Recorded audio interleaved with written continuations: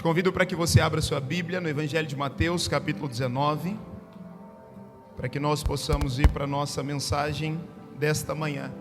Nós estamos no terceiro episódio da série Momentos Decisivos. Quantos gostam de momentos decisivos? Vou perguntar de novo, quantos gostam de momentos decisivos? Nem sempre nós gostamos, né? Porque momentos decisivos requerem decisões, requerem tomadas de decisões. Mas a vida, e principalmente a vida cristã, ela requer de nós coragem, obrigado meu caro, para que nós tomemos decisões. Evangelho de Mateus, capítulo 19, versículo 16, diz o seguinte: eis que alguém se aproximou de Jesus e lhe perguntou: mestre, que farei de bom para ter a vida eterna? Respondeu-lhe Jesus: por que você me perguntou sobre o que é bom? Há somente um que é bom. Se você quer entrar na vida, obedeça aos mandamentos. Versículo 18. Quais? Perguntou ele. Jesus respondeu: não matarás, não adulterarás, não furtarás, não darás falso testemunho, honra teu pai e tua mãe e amarás o teu próximo como a ti mesmo. Versículo 20. Disse-lhe o jovem: a tudo isso tenho obedecido, o que falta ainda? Respondeu então Jesus: se você quer ser perfeito, vá vendo os seus bens e dê o dinheiro aos pobres, e você terá um tesouro nos céus. Depois venha e siga-me. Versículo 22. Ouvindo isso, o jovem afastou-se triste, porque tinha muitas riquezas. Agora você vai dar um salto e vai lá para o Evangelho de Lucas, capítulo 19. Lucas, capítulo 19, versículo 1. Jesus entrou em Jericó e atravessava a cidade, logo após a cura de Bartimeu. Havia ali um homem rico chamado Zaqueu.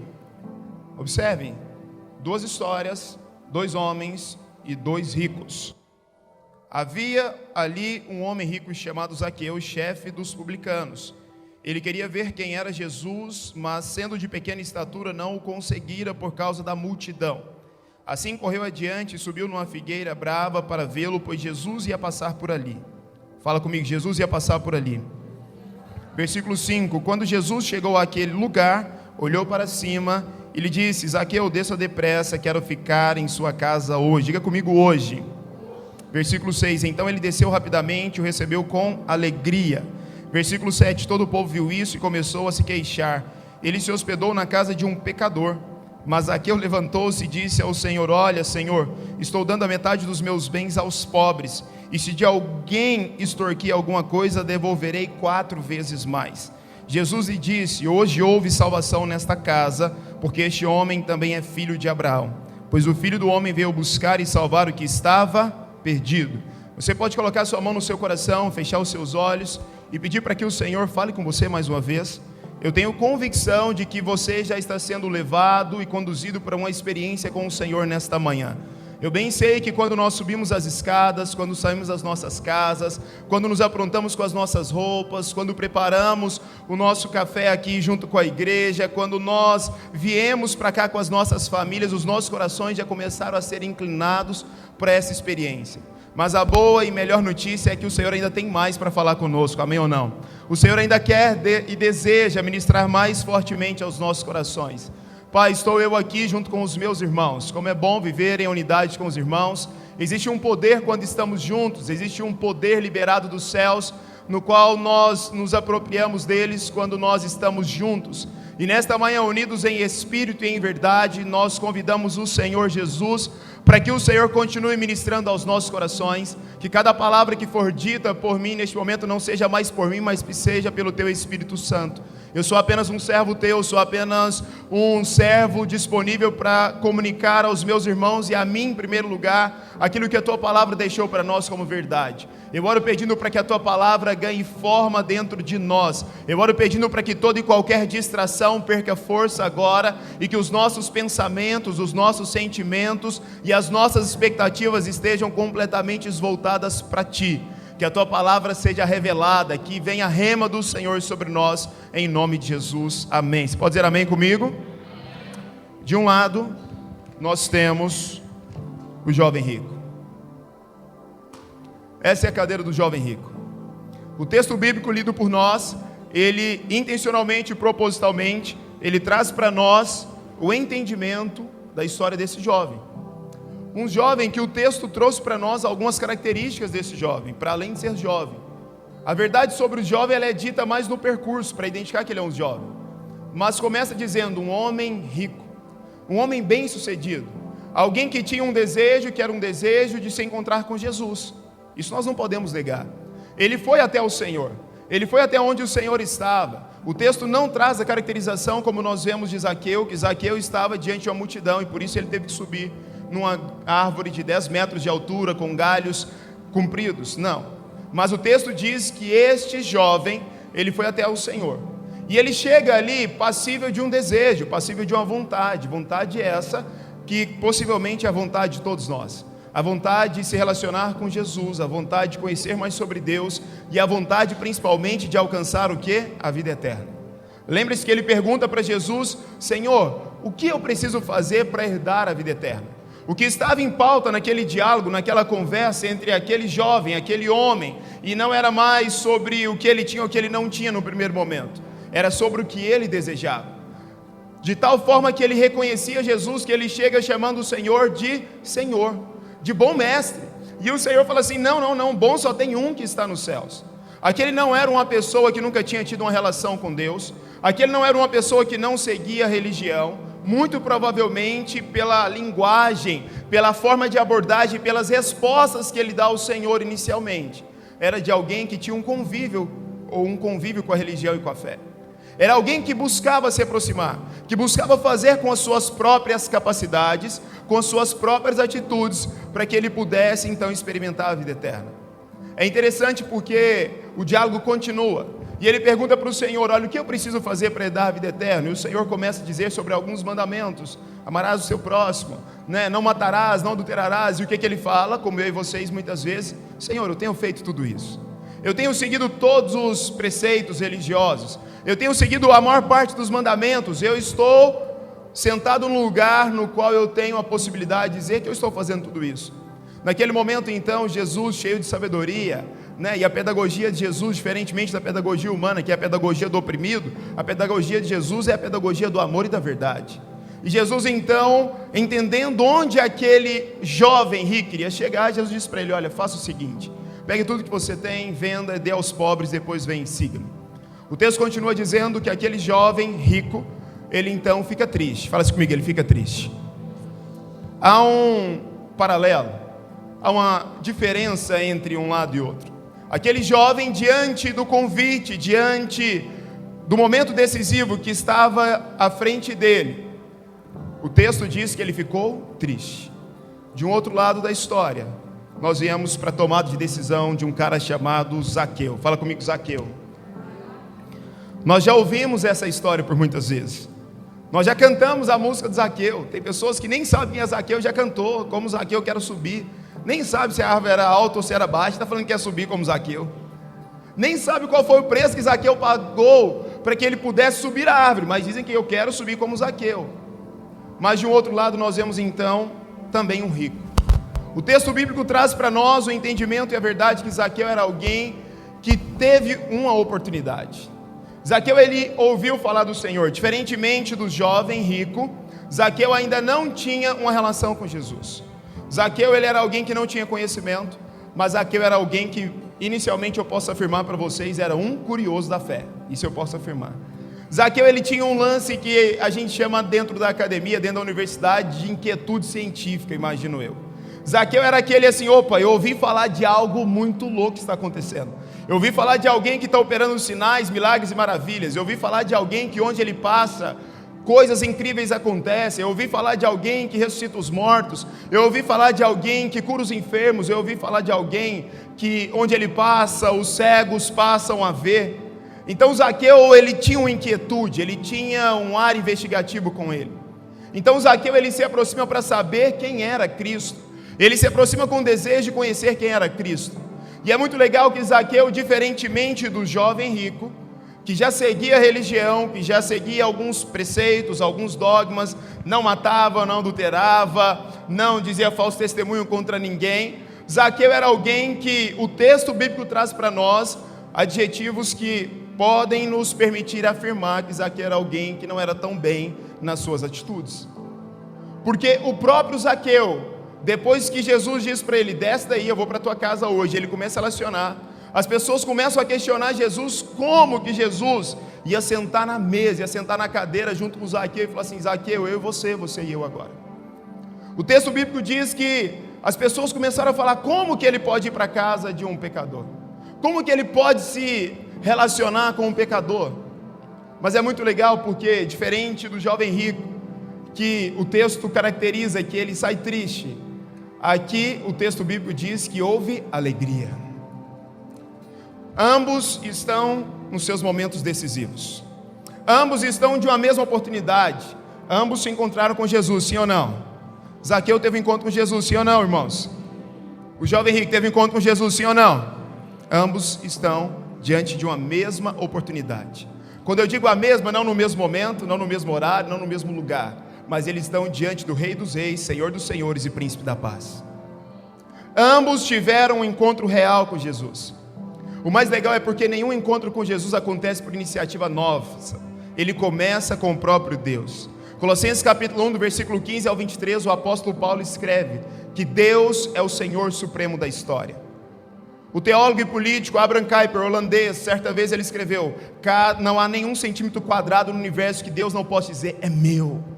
Sabe o que isso quer dizer? Que não há nada que nós façamos que não tenha sido primeiro liberado e ativado pelo próprio Deus. Não fomos nós que escolhemos Deus, meus irmãos, foi Deus quem nos escolheu. Não fomos nós que o amamos primeiro, foi Ele quem nos amou primeiro. Romanos capítulo 5, versículo 8 diz, nisso conhecemos o amor, quando Cristo deu a vida por nós, sendo nós ainda pecadores. Quando nós estávamos presos, arraigados nos nossos pecados, na nossa corrupção, na nossa forma equivocada de administrar e de viver a vida, Cristo nos amou aqui. Cristo não nos amou quando nós seguíamos todos os preceitos, ou quando nós éramos religiosos, ou quando nós subimos a escada com a Bíblia debaixo do braço. Não, Cristo amou a todos nós. Mas o mais importante que nós precisamos entender é que, antes de mais nada, é indispensável que para um momento decisivo, nós reconheçamos a autoridade daquele que pode de fato trazer o caminho e o destino que nós precisamos e merecemos viver. Eu começo essa mensagem então dizendo a mim e a vocês, que todos nós, sem exceção, nós passaremos por momentos decisivos. Todos nós, sem exceção, nós precisaremos em algum momento reconhecermos a autoridade de Jesus Cristo. E se nós reconhecermos a autoridade de Jesus, isso vai impactar diretamente a nossa forma de ver, agir e pensar e encarar a vida.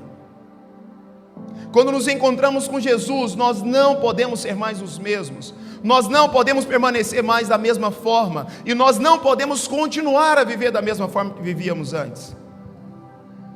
Se fosse hoje para você fazer o seu diário, de quando você se encontrou com Jesus até agora, como que você colocaria o antes e o depois de Cristo, como a história da humanidade coloca? A história traz para nós, o conhecimento histórico separa entre antes de Cristo e depois de Cristo. A pergunta central para essa manhã é, e você e eu? Como que é o nosso e como que é o nosso depois de Cristo? Ambos estão no momento decisivo. Acompanhe comigo essas cenas. O jovem rico, religioso, seguidor de dogmas, de preceitos, não matava, não adulterava, possivelmente frequentava os locais religiosos daquele tempo, os templos. Era alguém que seguia boa parte da lista, mas a história termina de maneira triste. É alguém que vai embora, triste. Nós não vamos mais encontrar na Bíblia algo relatando mais ou menos sobre o jovem. Os outros evangelhos que fazem menção à mesma história param por aqui. E o jovem ficou triste e foi embora, e virou-se e foi embora. Nós não sabemos. Eu não estou aqui para julgar o jovem rico. Não posso dizer que ele não foi para o céu. Talvez o texto bíblico não tenha relatado, mas talvez ele tenha depois feito as suas outras tomadas de decisão. Mas o que eu posso afirmar é que o texto bíblico traz para nós verdades sobre essa tomada de decisão aqui. Momentos decisivos nossos requer de nós coragem para reconhecer quem Cristo é, mas para reconhecer o que Cristo quer fazer em nós, para depois fazer através de nós. Jesus veio e trouxe uma inversão de valores para esse jovem. Enquanto ele estava achando que a fé, ou que a salvação dele estava regada àquilo que ele faria, Jesus pede para ele fazer o que ele não tinha feito ainda. Sabe o que é o legal? Não é que ele não poderia ter dinheiro, irmãos. Não. É porque Jesus sabia qual era o cerne do coração dele. Porque Evangelho de Mateus capítulo 6, versículo 21 diz: onde estiver o teu tesouro, ali também estará o teu coração. O que Jesus queria daquele jovem rico, e o que ele quer de mim e de vocês, para os nossos momentos decisivos, para os nossos checkmates, sabe o que é? É o nosso coração. O que Jesus entendia era que a cobiça, os recursos e os valores que aquele jovem tinha era maior do que a disposição dele em amar o próximo e fazer aquilo que Deus queria que ele fizesse. Aquele jovem, ele não tinha roubado de ninguém, ele não tinha trapaceado ninguém, começo daqui. Mas prontamente ele ficou triste e ele não fez o bom uso daquele momento decisivo na vida dele. Todos nós passamos por momentos decisivos.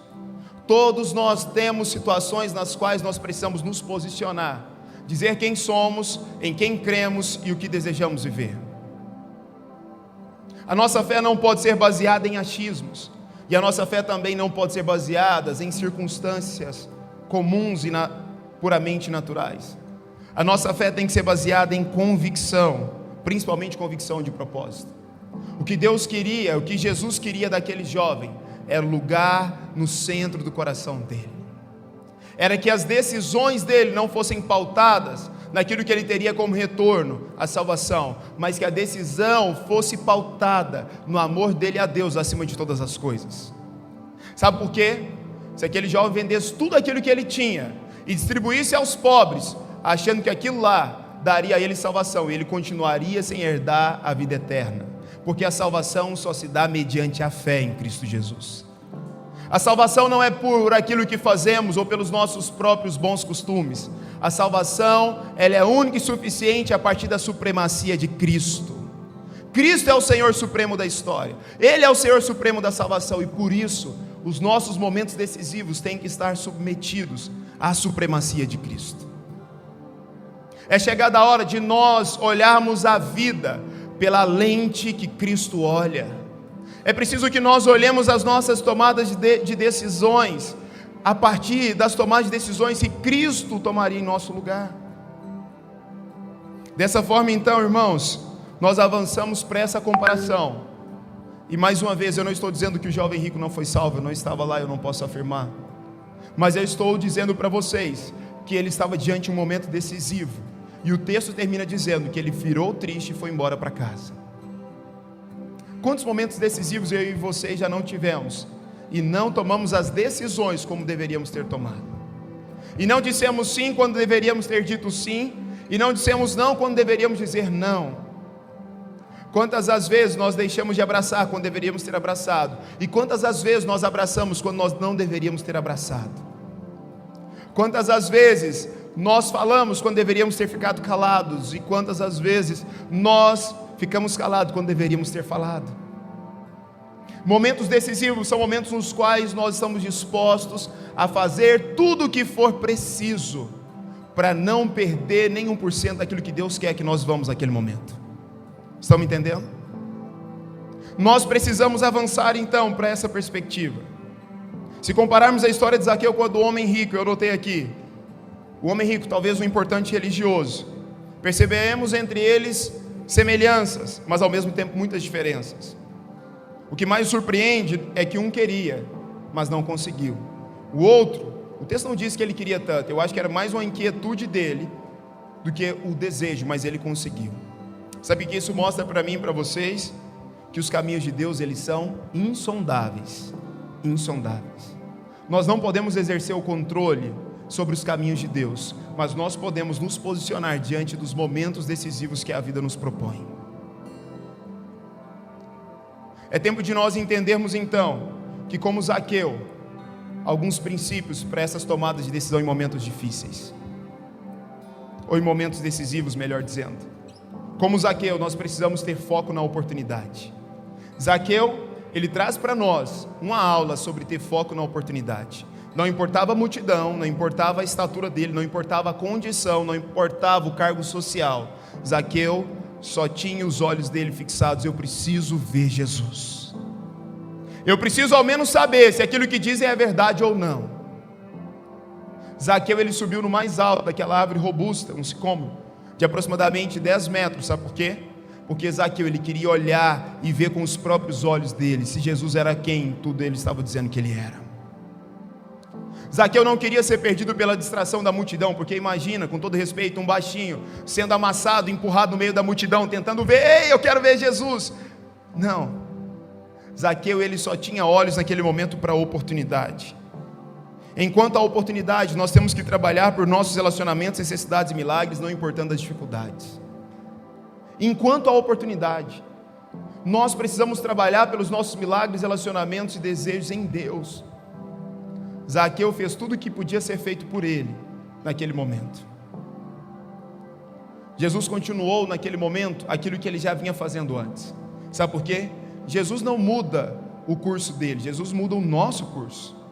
Jesus não muda o caminho dele, Jesus muda o nosso caminho, porque o caminho dele é perfeito, ele é perfeito em tudo que ele faz. Jesus estava seguindo o que ele já tinha feito, ele tinha curado o cego Bartimeu, estou continuando para Jericó, Jerusalém, vou embora. Ele estava continuando a caminhada, sabe qual que é a boa notícia disso? O mesmo Jesus que estava lá, ele está aqui, ele continua a caminhada. O mesmo Jesus que operou aqui, que esteve disponível aqui, ele está aqui hoje, agora. E ele quer operar conosco também, irmãos. Ele quer atuar em nós e nos mudar e nos transformar. Zaqueu rompe com o preconceito ou com a preocupação do que os outros diriam. O foco dele era somente em Jesus. Ele era um chefe dos publicanos e ele subiu numa árvore. Por que nós muitas vezes em momentos decisivos damos tantas desculpas para não fazer o que tem que ser feito, preocupado com os outros? Eu digo nós, não estou falando vocês, estou dizendo nós, amém? Por que nós continuamos dando tantas desculpas em momentos decisivos? O que vão falar, o que vão pensar, o que vão achar, o que vão dizer? Zaqueu era um chefe dos publicanos e naquele dia ele fez o que tinha que ser feito. Um outro princípio que eu aprendo dentro desse momento decisivo de Zaqueu é que para Jesus todas as vidas importam. O mesmo Jesus que conversou com o jovem rico, que ele fez a escolha dele, foi o mesmo Jesus que conversou com Zaqueu, que fez a escolha dele. A vida de cada um de nós é importante para Deus, amém? A sua vida importa. Não existe choro que o Senhor não esteja presente. Não existe sorriso que o Senhor não esteja presente. Não existe dia mau que o Senhor não esteja contigo. Não existe dia bom que Ele não esteja contigo. Para o Senhor, todas as vidas importam. Para Jesus, do jovem rico, a Zaqueu, ao Marcos e a cada um de vocês, todas as vidas importam. Não teve ninguém que passasse por Jesus e que ele tivesse um olhar indiferente, um olhar de estranheza, como nós humanos muitas vezes fazemos. Não. Jesus não estabelecia julgamentos pela capa. Jesus, ele buscava propor uma reflexão do coração. Ele não julgou Zaqueu pela capa. Ele naquele momento ele palpou e se aproximou de Zaqueu pelo coração. Todas as vidas importam para Cristo. A forma como Jesus se relaciona é vendo e estando com as pessoas, sentindo compaixão com elas e por elas. O Senhor tem compaixão de cada um de nós, irmãos. Não achemos que nos nossos momentos decisivos, e alguns momentos desses decisivos são muito difíceis, que o Senhor não está lá conosco. Ele está conosco sim. Ele está sentindo o que estamos sentindo. Ele olha para nós, Ele se compadece de nós. Ele sabe que está difícil tomar a decisão muitas vezes. O Senhor se importa com todos. Um terceiro princípio que eu aprendo com essa tomada de decisão de ambos é que Zaqueu, ele entendeu o senso de urgência, e mais do que o senso de urgência, o senso do que era importante. Eu tenho refletido nesses dias muito sobre a diferença entre senso de urgência e senso de importância. Apesar de gostar de falar muito sobre senso de urgência, mas eu tenho entendido que muitas vezes nós colocamos o urgente à frente daquilo que é o mais importante, e nós erramos. Para tomadas de decisões em momentos decisivos, acredite, você precisa tomar valorizando aquilo que é mais importante do que em contrapartida daquilo que é mais urgente. Porque, por exemplo, o comer, ele é urgente, mas se eu estou de jejum, o que é mais importante? Entenderam? O comer, ele é urgente, eu estou com fome, está tudo revirando aqui, é urgente, mas o que é mais importante?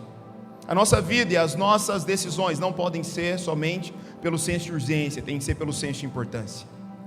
Zaqueu entendeu quando o Senhor disse para ele: desça depressa. Fala comigo, depressa. Zaqueu não desceu vagarosamente, lentamente. Zaqueu desceu correndo. Sabe o que é isso? Senso de urgência, de importância e uma obediência imediata. Esse daqui, ele escolheu não obedecer. A parte que nós temos de conhecimento bíblico sobre ele escolheu não obedecer no momento decisivo da vida. A pergunta que eu e vocês temos que fazer é: iremos obedecer ou remediar? Nós temos que ser prontos a obedecer ao Senhor. Muitas vezes nós sabemos o que o Senhor está pedindo para nós, é ou não é verdade? Nós tentamos convencer Deus daquilo que nós já fomos convencidos e sabemos o que Ele está pedindo para nós. Nós sabemos o que o Senhor quer e o que Ele não quer. Nós sabemos onde ir e não devemos ir. Nós sabemos em qual mês devemos sentar, em qual mês não devemos sentar. Nós sabemos o que devemos projetar e o que não devemos projetar. Mas muitas vezes nós temos dificuldade, sabe o que? Obedecer. Momentos decisivos requerem corações que tenham um poderoso senso de importância, um poderoso senso de urgência, para depois virem obedecendo imediatamente ao Senhor. Quarta coisa que eu aprendo é que o agir de Deus, ele é sempre surpreendente. Fala assim comigo, surpreendente. Momentos decisivos, não espere de momentos decisivos respostas óbvias. No período da pandemia eu escrevi um projeto para uma das escolas em que eu trabalhava, e eu comecei fazendo a defesa dizendo o seguinte: momentos difíceis não requerem de nós momentos óbvios ou respostas óbvias. Eu entendi que Deus estava requerendo de nós naquele dia e naquele momento respostas criativas, inovativas. Não fiquemos tentando lidar com o mais do mesmo, irmãos. O que Deus está querendo de nós para momentos decisivos são ações, atitudes, sejam surpreendentes, a começar por nós e depois que flua através de nós. Quinto, eu aprendo com essa história, é que quando nós caminhamos pelo caminho da obediência, da rendição, da transformação, a alegria chega e nos alcança. E não é uma alegria qualquer, é uma alegria transbordante. Salmo capítulo 16, versículo 11, o salmista diz: perto do Senhor há a mais profunda alegria. É perto de Jesus, irmãos. Esse daqui teve a oportunidade de ficar bem perto, bem colado.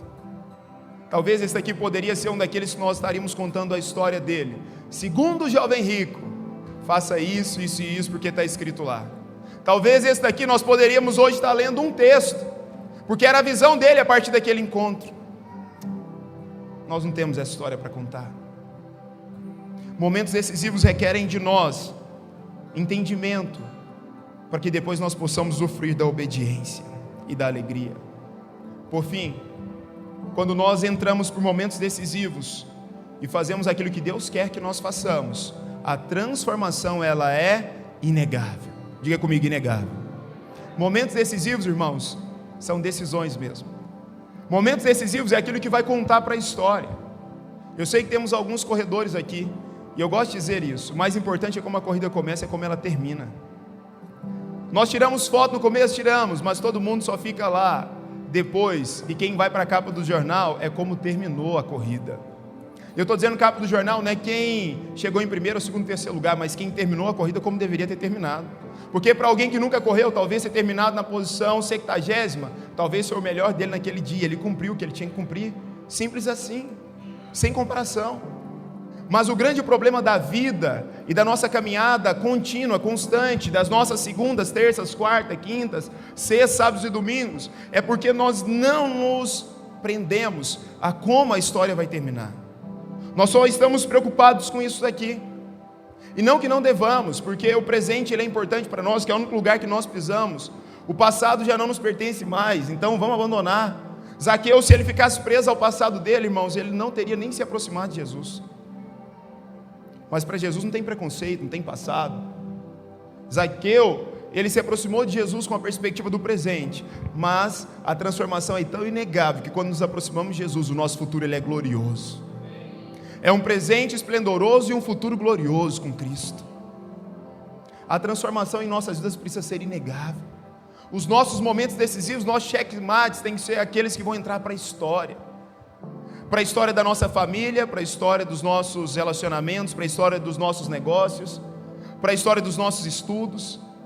Momentos decisivos requerem de mim e de vocês marcações e atributos que vão refletir aquilo que de fato mudamos. Não por acaso, João Batista, no Evangelho de Mateus capítulo 3, versículo 8, o texto diz: deem frutos que mostrem arrependimento, frutos de arrependimento. Quando entramos por momentos decisivos, de acordo com a visão de Cristo, tem fruto de arrependimento, sim ou não? O que Zaqueu faz? Ele recebe Jesus. Quando as pessoas começam a dizer: ei, tu tá maluco ir para casa de Zaqueu? Sem que Jesus falasse: Zaqueu, tu tem que restituir os pobres.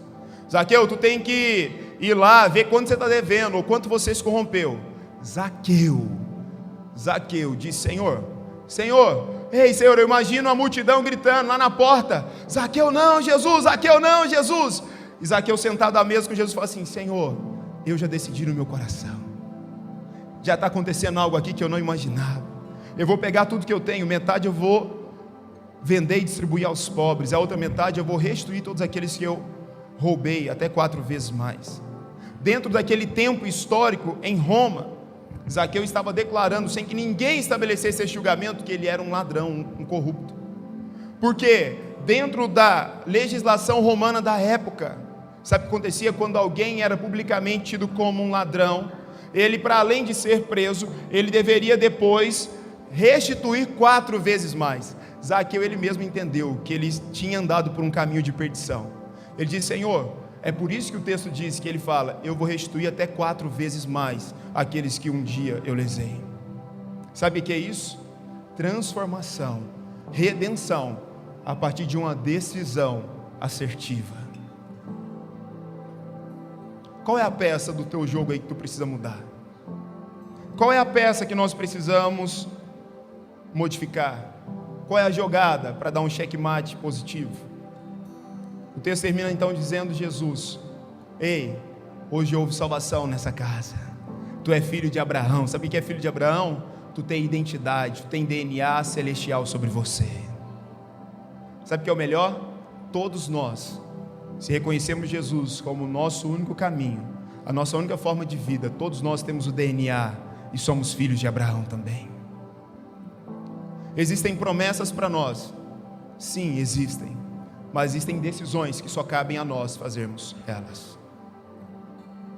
Antes de querer as promessas, assumamos as nossas posições.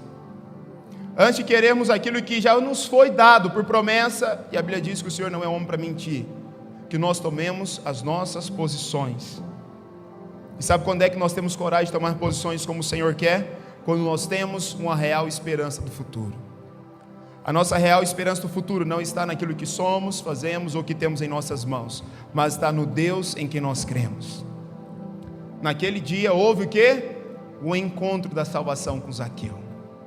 Zaqueu então avança para um caminho de um futuro triunfante, de um futuro glorioso. Esse aqui eu já não sei. E a pergunta é: de que lado que nós estamos? De qual lado da história nós estamos? Nós seguimos regras, nós cumprimos alguns mandamentos, nós até queremos, mas talvez não tomamos as decisões que precisamos tomar.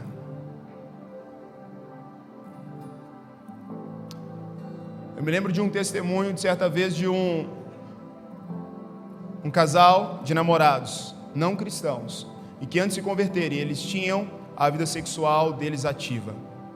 Mas quando eles se convertem, os dois enquanto namorados, eles assumem um compromisso diante de Deus, de só terem o ato sexual após o casamento. Aquilo era um momento decisivo. Eles entenderam o que é um momento decisivo. Eles entenderam o que era a parte deles. Eles entenderam qual era a responsabilidade, qual era a resposta que cabia a eles. No fundo, nós sabemos o que precisamos fazer e o que não precisamos fazer. Deuteronômio capítulo 30, versículo 11.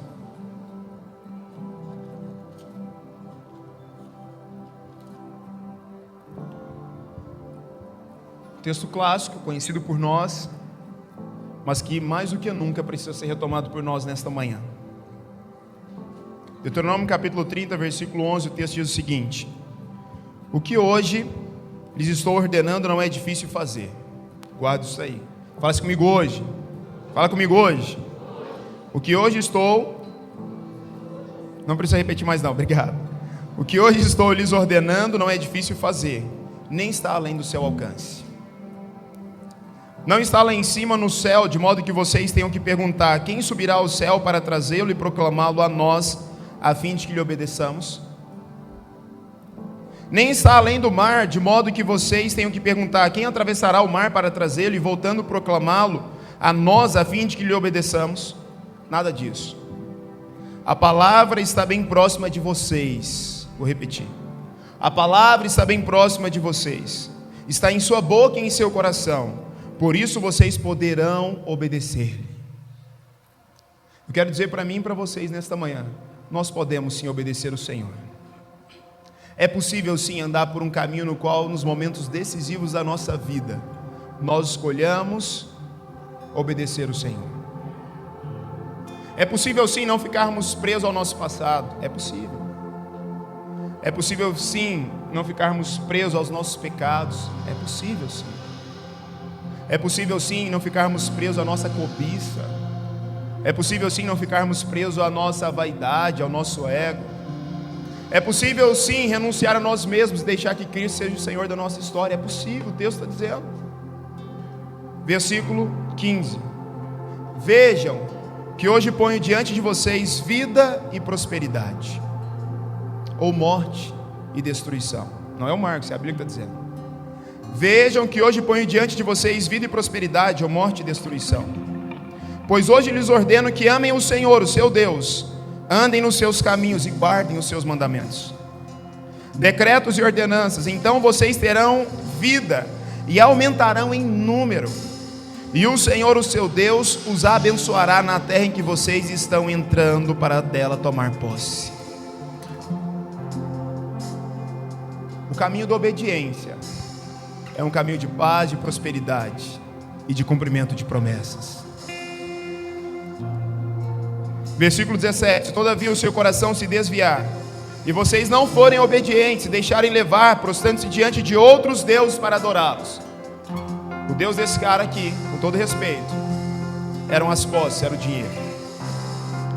Essa história foi tão impactante que os discípulos perguntaram: Jesus, então não tem como ninguém ser salvo, então os ricos não serão salvos? Jesus falou assim: vocês não estão entendendo nada. O que para o homem é impossível, para Deus tudo é possível. Mas os discípulos naquele momento, nem os discípulos mais próximos estavam entendendo o ensinamento, porque o que Jesus estava dizendo: ei, eu quero tudo de vocês. Irmãos, momentos decisivos são momentos em que o Senhor requer tudo de nós. Não é 99%, é 100%. Não é uma parte ou a melhor parte, é toda a parte. É do começo ao fim, é de segunda a segunda, é de janeiro a janeiro, como diria por aí. É enquanto fôlego de vida tivermos. Se todavia o seu coração se desviar e vocês não forem obedientes, deixarem levar, prostrando-se diante de outros deuses para adorá-los, eu hoje lhes declaro que sem dúvida vocês serão destruídos. Eu não estou trazendo palavra de medo, estou trazendo palavra de decisão. Vocês não verão muito tempo na terra em que vão entrar, a qual vão tomar posse. Versículo 19: Hoje invoco os céus e a terra como testemunhas de que coloquei diante de vocês a vida e a morte, a bênção e a maldição. Agora, aqui é a palavra de Deus para nós: escolham a vida. É como lá no jardim, a história começa e a história terminará com o Senhor voltando para nos buscar, Ele tomando a iniciativa. Foi Ele quem plantou a humanidade no jardim, mas Ele deu a nós o poder de escolher as peças que avançam e as peças que recuam. A palavra decisão, ela tem uma origem etimológica muito forte. Sabe o que significa decisão? Cortar fora. Nós precisamos ter coragem de cortar fora o que tem que ser cortado fora. Decisão é isso. Momentos decisivos são para aqueles que, como falávamos agora há pouco sobre uma outra situação de ontem, triste para alguns e feliz para outros. Decisão é para quem tem coragem. Se você for buscar no dicionário Aurélio, o conceito de decisão, meus amigos, isso é muito forte. Ato ou efeito de decidir, resolução, determinação, deliberação, sentença, julgamento, desembaraço. Sabe que é um momento decisivo, irmão? Sabe por que dessa série? É porque nós temos que deixar todos os embaraços para trás. Tudo que está nos embaraçando e nos roubando de viver o que Deus quer para nós, nós temos que deixar para trás. Nós temos que avançar no Senhor. No dicionário Aurélio, se você buscar lá o significado de decisivo, a última expressão que acontece e aparece lá, sabe como que é? Eu grifei, grifos do Marcos. Momento decisivo. Esse é o meu, esse é o seu momento decisivo. Eu quero acertar. Eu não quero perder a chance, irmãos. Fácil não é, simples não é, nem sempre é glamuroso, mas é o lugar que eu quero estar. O lugar em que eu quero decidir por aquilo que o Senhor quer que eu decida nesses dias. Se você quer isso para a sua vida, eu te convido, de onde você está, fechar os seus olhos, colocar a tua mão no teu coração e apresentar a sua vida ao Senhor. Dizer a Ele que você se rende. Que você não fica apegado ao seu ego, à sua vaidade, aos seus desejos, mas que há no seu coração uma decisão. Não basta boa intenção. O jovem rico, ele era alguém bem intencionado, mas alguém não decidido a fazer o que tinha que ser feito. Ele não teve coragem de cortar o que precisava cortar. Decisão é cortar o que precisa ser cortado. É tirar e lançar fora aquilo que não vem de Deus para nós e para as nossas histórias.